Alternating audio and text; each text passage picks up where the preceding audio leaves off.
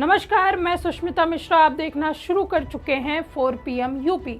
दोस्तों, एक तरफ जहां यूपी विधानसभा चुनाव 2027 को लेकर तैयारियां जोरों पर है, तो वहीं दूसरी तरफ नेताओं के आरोप प्रत्यारोप का सिलसिला भी शुरू हो गया है। सत्ताधारी दल बीजेपी से लेकर अन्य सभी दलों ने वोटरों को साधने के लिए सियासी दांव चलना शुरू कर दिया है। ऐसे में एक तरफ जहां सपा मुखिया अखिलेश यादव पीडीए और एमवाई समीकरण के साथ चुनावी मैदान पर उतर चुके हैं, तो वहीं दूसरी तरफ अन्य दलों ने भी अपने खेमे को मजबूती दिलवाने के लिए जनसभाएं शुरू कर दी है।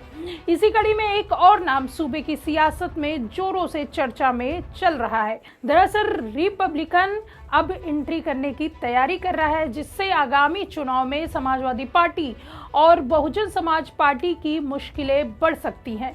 आपको बता दें कि पार्टी अध्यक्ष और केंद्रीय मंत्री रामदास अठावले ने दावा किया है कि वो यूपी में डीपीए यानी दलित, पिछड़ा और अल्पसंख्यक के साथ मिलकर बदलाव लाएंगे। इतना ही नहीं, रामदास अठावले ने दावा भी किया है कि यूपी के 75 जिलों में से 62 जिलों में रिपब्लिकन पार्टी की कार्यकारिणी बन चुकी है। पार्टी अगले साल 5 अप्रैल 2026 को लखनऊ में एक बड़ी रैली करेगी, जिसमें 1 लाख लोगों के शामिल होने का अनुमान है। उन्होंने दावा किया कि अब बसपा की जगह रिपब्लिकन पार्टी ने ले ली है। दलित और गरीब को न्याय दिलाने वाली पार्टी रिपब्लिकन पार्टी रहेगी। आरपीआई अठावले अब पीडीए की अवधारणा को जमीन पर मजबूती से लागू करेगी और असली बदलाव लाएगी। अठावले ने इस संबंध में उत्तर प्रदेश कार्यकारिणी समिति की समीक्षा बैठक की। इस बैठक में प्रदेश की राजनीति स्थिति, दलित, शोषित, वंचित समुदाय की समस्याएं एवं पार्टी के संगठन विस्तार पर चर्चा हुई। अठावले ने कहा कि आरपीआई इन मुद्दों पर सिर्फ नारे नहीं लगाती, बल्कि जमीन पर प्रभावी ढंग से काम कर रही है। अखिलेश यादव द्वारा दिया गया पीडीए का नारा केवल चुनावी घोषणा बनकर रह गया है। पार्टी अब पीडीए की अवधारणा को लेकर जमीन पर मजबूती से उतरेगी और वास्तविक बदलाव लाएगी। इस दौरान अठावले ने क्या कुछ कहा, आप इस वीडियो में देखिए। तो कोडीन सिरप का मामला जो चल रहा है, उसमें पुलिस के इन्वेस्टिगेशन में पूरी जानकारी सामने आई है कि भाई इसमें समाजवादी पार्टी के वर्कर्स का संबंध है। इसलिए माननीय योगी आदित्यनाथ जी ने भी ऐलान किया है, अपनी भूमिका रखी है कि जो भी सिरप का मामला हुआ है उसमें समाजवादी पार्टी का हाथ है, और ये पुलिस के इन्वेस्टिगेशन में पूरी जानकारी मिली है। वंदे मातरम को लेकर के संसद में भी लगातार बहस छिड़ी थी, अब विधानसभा में भी वंदे मातरम को लेकर के बहस चल रही है, इसको किस तरीके से देख रहे हैं? हाँ, तो मुझे लगता है कि वंदे मातरम में हमारी एक प्रेरणा है। वंदे मातरम हमारा एक बहुत बड़ा ताकतवर, हमें हमारे आज़ादी के आंदोलन में जो भी जिन्होंने बलिदान दिया, जो आंदोलन आज़ादी के लिए हुआ, उसमें वंदे मातरम का नारा हमेशा रहता था। और जो लोग वहाँ जिनको फांसी भी दे देते थे, तो वो भी वंदे मातरम बोलते बोलते फांसी जाते थे। इसलिए वंदे मातरम पर पार्लियामेंट में भी चर्चा हुई, सभी पार्टी ने उसका सपोर्ट भी किया। उसी तरह उत्तर प्रदेश विधानसभा में, विधान परिषद में भी चर्चा चल रही है। तो अच्छी बात है। वंदे मातरम तो एक हमारा एक बहुत ही बड़ा खाली नारा ही नहीं है। तो वंदे मातरम हमारी शक्ति थी, हमारी भक्ति थी, और उस पर चर्चा होनी चाहिए।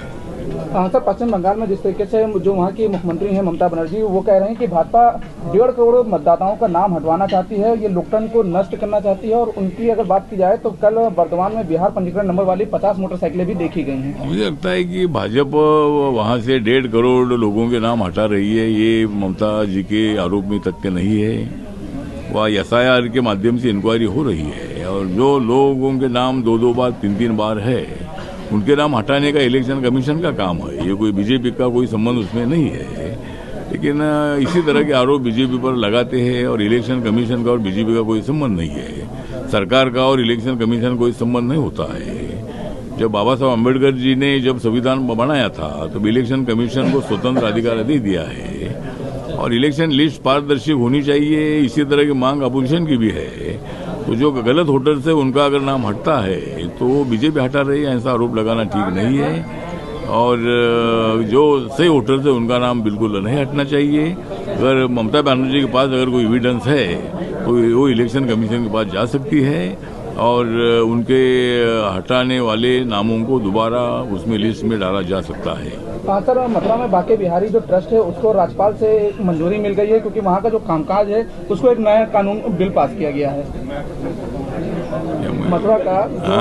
मथुरा का जो बांके बिहारी ट्रस्ट है, क्या मुझे मालूम नहीं है। हुमायूं ने अपने संबंध बाबर से जोड़ना ठीक नहीं है और वहाँ बाबरी मस्जिद बनाना बिल्कुल गलत है। अगर मस्जिद बनाना है तो मस्जिद बना सकते हैं, लेकिन बाबरी मस्जिद बनाना बिल्कुल बेबुनियाद है। और उन्होंने अलग पार्टी बनाई है, तो वो अगर अलग पार्टी बनाएंगे तो उसमें उनको 2-4 सीटें भी मिलती है, मालूम नहीं है। जिस तरह हमारे ओवैसी जी की ऑल इंडिया MIM है, तो उन्होंने बिहार में चुनाव लड़ा था, उनके 5 सीटें में मिली है। तो हुमायूं को इतनी सीटें बिल्कुल मिलेगी नहीं। मुस्लिम कम्युनिटी का पॉपुलेशन 14-15% हुआ है, तो उनको इतना कुछ बिल्कुल फायदा होगा नहीं। और TMC ने उनको अपनी पार्टी से निकाला है। साथ ही अठावले ने बसपा प्रमुख मायावती पर भी निशाना साधते हुए कहा कि उनके सत्ता में इतने लंबे समय तक रहने के बावजूद दलितों और शोषितों, वंचितों, गरीबों और महिलाओं के लिए शिक्षा एवं स्वास्थ्य सेवाओं में कोई खास सुधार नहीं हुआ।